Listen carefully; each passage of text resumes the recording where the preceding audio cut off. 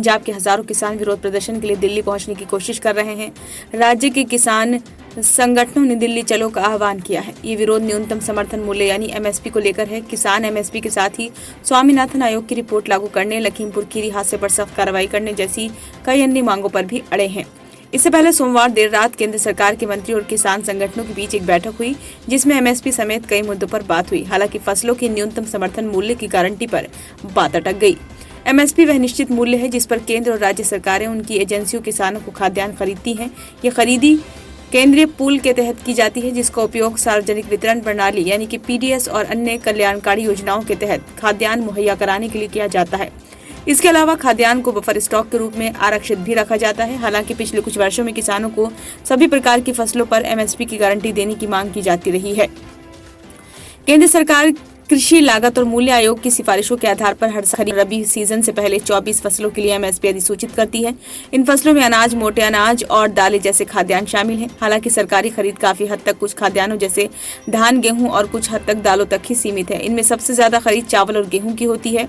14 खरीफ फसलों के लिए एमएसपी होती है। ये फसलें हैं धान, ज्वार, बाजरा, रागी, मक्का, अरहर, मूंग, उड़द, मूंगफली, सूरजमुखी के बीज, सोयाबीन, तिल, नाइजर सीड यानी कि राम तिल और कपास। वहीं 10 रबी फसलों के एमएसपी दी जाती है। ये फसलें हैं गेहूं, नौ, चना, मसूर, सरसों, कुसुम, टोरिया और अन्य फसलें, कोपरा, भूसी रहित, नारियल और जूट। खाद्यान्नों की खरीद बड़े पैमाने पर कुछ राज्यों में केंद्रित है। देश में सबसे ज्यादा गेहूं का उत्पादन करने वाली 3 राज्य मध्य प्रदेश, पंजाब और हरियाणा इसकी ज्यादातर खरीद करते हैं। वहीं चावल का उत्पादन वाले 6 बड़े राज्यों में पंजाब, तेलंगाना, आंध्र प्रदेश, छत्तीसगढ़, ओडिशा और हरियाणा की खरीद में ज्यादातर हिस्सेदारी होती है। केंद्र सरकार की खरीद नीति के अनुसार सार्वजनिक खरीद का उद्देश्य ये सुनिश्चित करना है कि किसानों को उनकी उपज के लिए लाभकारी मूल्य मिले। यदि किसानों को एमएसपी की तुलना में बेहतर कीमत मिलती है तो वे अपनी उपज खुले बाजार में भी बेच सकते हैं।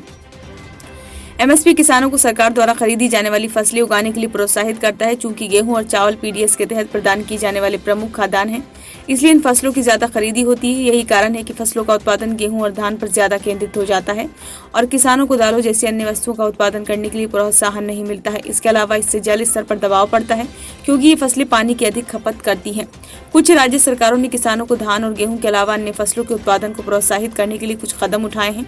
उदाहरण के लिए हरियाणा ने एमएसपी के लिए योजना शुरू की, जिससे किसान मक्का, बाजरा, दालिया, कपास उगा सके। योजना के तहत विविध फसलों की उपज को राज्य सरकार एमएसपी पर खरीदती है। हरियाणा के अलावा मध्य प्रदेश ने चावल, गेहूं और गन्ने के अलावा कुछ अन्य फसलों में किसानों को एमएसपी देने की शुरुआत की है। पंजाब से दिल्ली कूच कर रहे प्रदर्शनकारी किसानों की मांग है कि केंद्र न्यूनतम समर्थन मूल्य या एमएसपी की गारंटी वाला कानून लाए। दिल्ली कूच से पहले 12 फरवरी को किसानों और केंद्रीय मंत्रियों के बीच बैठक हुई, लेकिन इसमें एमएसपी जैसी मांगों पर सहमति नहीं बन पाई। किसान नेता सरवन सिंह पंधेर ने कहा कि उनकी मुख्य 3 मांगे एमएसपी की गारंटी, किसानों के कर्ज माफ करने और 60 से अधिक उम्र के किसानों को पेंशन देने पर सहमति नहीं बन सकी। बैठक का हिस्सा रहे केंद्रीय कृषि मंत्री अर्जुन मुंडा ने कहा, परामर्श की आवश्यकता है। इसके लिए हमें राज्यों से बात करने की आवश्यकता है। हमें चर्चा करने के लिए एक मंच और समाधान ढूंढने की जरूरत है। भारत सरकार किसानों के हितों की रक्षा करने के लिए बाध्य है। जनता को परेशानी में नहीं डालना चाहिए। किसान यूनियन को इसे समझना चाहिए। इससे पहले सोमवार को जालंधर में केंद्रीय मंत्री अनुराग ठाकुर ने कहा कि पिछले 10 वर्षों में कांग्रेस की तुलना में भाजपा सरकार ने किसानों के हित में कई अहम फैसले किए हैं। हमारी सरकार में किसानों की बात सुनी जाती है, मगर कांग्रेस के समय में ऐसा नहीं होता था। अनुराग ठाकुर ने कहा कि किसानों को एमएसपी के नाम पर विरोधी दल भड़का रहे हैं। स्वामीनाथन रिपोर्ट को लेकर भी हमारी सरकार ने कई कदम उठाए।